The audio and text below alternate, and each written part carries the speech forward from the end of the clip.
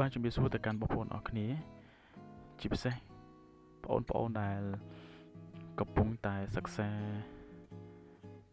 បងប្អូនដែលសិស្សវិទ្យាល័យទាំងអស់គ្នាបាទដែលមានចំណង់ចង់រៀនចង់ស្គាល់អ្វីទៅជាអ៊ីនធឺណិតទាំងអស់គ្នានោះបាទថ្ងៃនេះបងឯងខ្ញុំចង់បង្ហាញពាក្យពណ៌នៅកលឹះមេរៀនមួយគឺការបង្កើត Gmail account ដែលពេលបច្ចុប្បន្ននេះគឺថា Google ហ្នឹងគឺជាក្រុមហ៊ុនយក្សមួយបាទដែលមានអាយុកាលជាមួយទសវត្សរ៍ដែរហើយបាទក្នុងការក្រុមហ៊ុន Google នេះហើយដែល Gmail គឺជា mail របស់ Google អញ្ចឹង Gmail ដែលពីមុនវាមាន Yahoo មាន email អីផ្សេងមាន Microsoft Mail ក៏ប៉ុន្តែ Gmail ហ្នឹងគឺអាចបង្កើត account ផ្សេងបានដែលអាចភ្ជាប់ជាមួយនឹង email អញ្ចឹងបាទអញ្ចឹងនេះបាទ logo របស់ Gmail បាទ Gmail គឺអញ្ចឹងឯង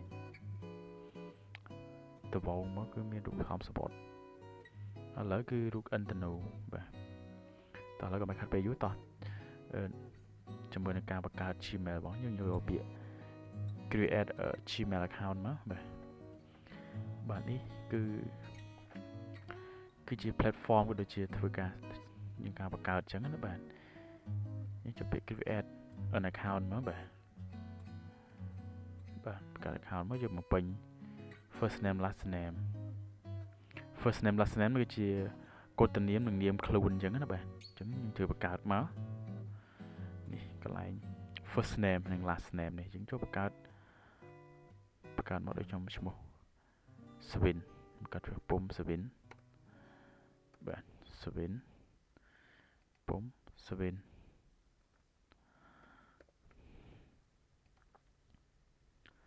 ខ្ញុំបង្កើតដូចខ្ញុំធ្លាប់បង្កើត Gmail ពុំ Swin ណាហើយឥឡូវខ្ញុំ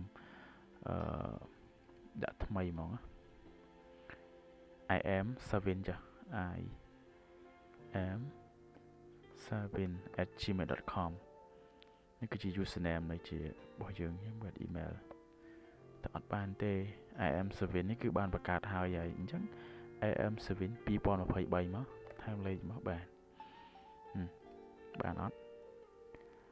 បានអូខេគេថា you can just letter number period អូខេជាងទៅ password ចាំទាំងអស់គ្នាគឺ password គឺមាន8ខ្ទង់នេះ use 8 or more character with big letter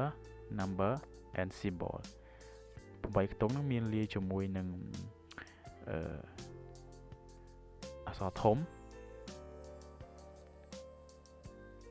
អាចលាយជាអក្សរលេខហើយនិងនិមិត្តសញ្ញាបានឧទាហរណ៍ខ្ញុំបង្កើតតាមមកយើងអត់ឃើញអញ្ចឹងខ្ញុំបង្ហាញបន្តិចមកបាទចុចលេខពាក្យ show password នេះមកបាទពុំ Savin 2000យ៉ា2023យ៉ានិយាយឃើញអត់យើងបាច់ដាក់និមិត្តសញ្ញាក៏បានដែរដាក់តែប៉ុណ្្នឹងក៏បានអូខេ PUMSAVIN បាទពុំ Savin 2023ខ្ញុំបាទវ៉ាវគេថាអត់ទេលាយជាមួយនឹងនិមិត្តសញ្ញាទៀតអញ្ចឹងពុំ Savin $2023មើលបានអត់ចាំមើលអូខេបាន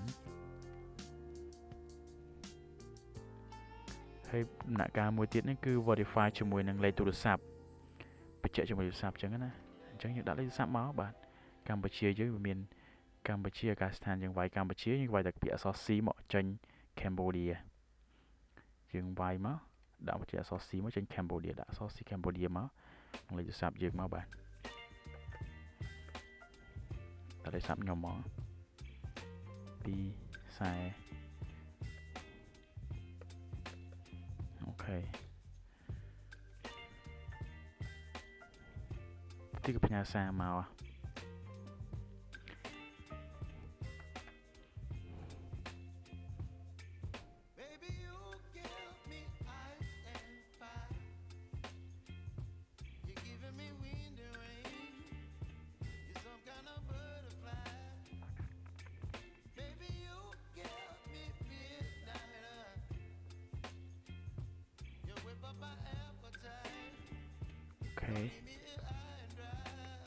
យើងវាយចូលមកសារ6ខ្ទង់ហ្នឹងបាទគឺបានផ្ញើមកឲ្យបាទផ្ញើមកស្ទុះមុនមិញហ្នឹងបាទយើងវាយ6ខ្ទង់ចូលមកបាទហើយបន្ទាប់មកគឺមានលក្ខខណ្ឌមួយ step ទៀតគឺ recovery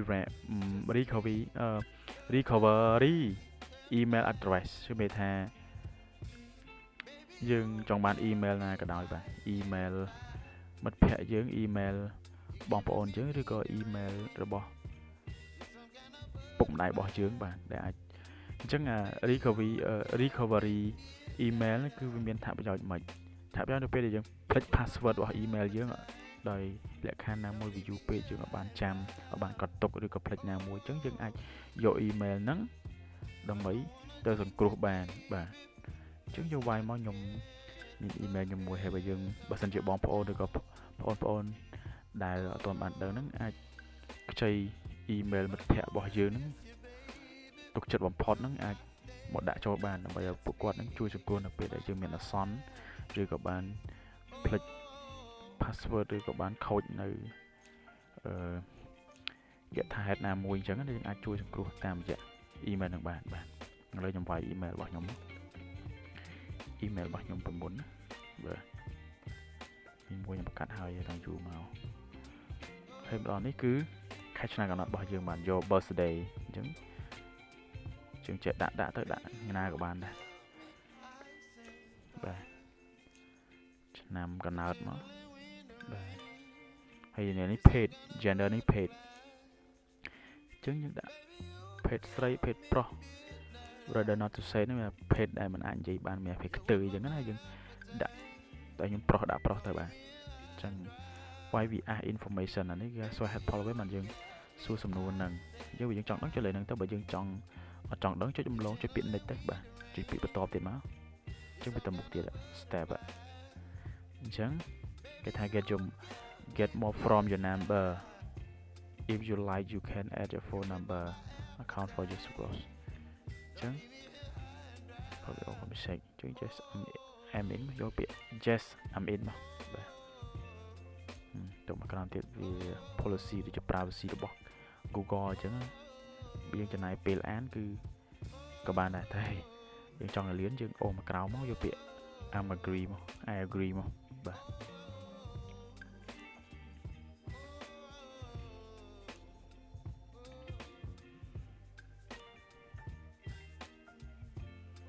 បាទនេះគឺយើងបាន email ហើយបាទនេះ email របស់យើងបាទជាពាក្យ account នេះមកយើងបាន email របស់យើងហើយឈ្មោះគេថា hello ឬក៏សួស្តីសូមស្វាគមន៍មកកាន់ពុំសវិនអូខេដែលយើងដាក់ username មិញហ្នឹងបាទអូខេនេះយើងបំពេញ information ដែលយើងបានបំពេញមកហ្នឹងបាទអូខេអរគុណ